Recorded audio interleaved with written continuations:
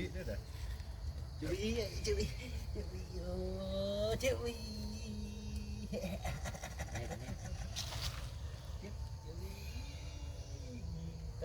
Chịu ý.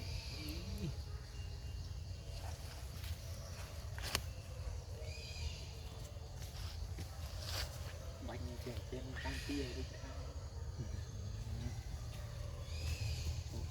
Bánh trẻ từ từ bộ chư đi các kia những bánh bạch ăn cái bánh đi không.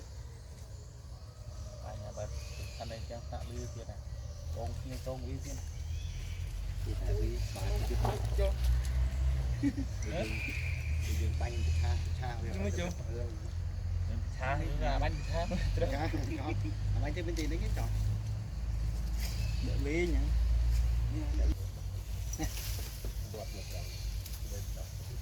Nè ơi khum thì liệt khum họp con phani mà đâu rồi nè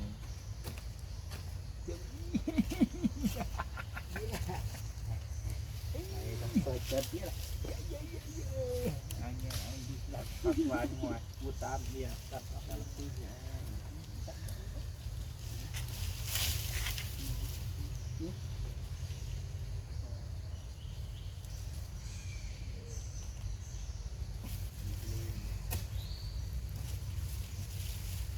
Chui mấy vậy thì tí chui bên lên con làm.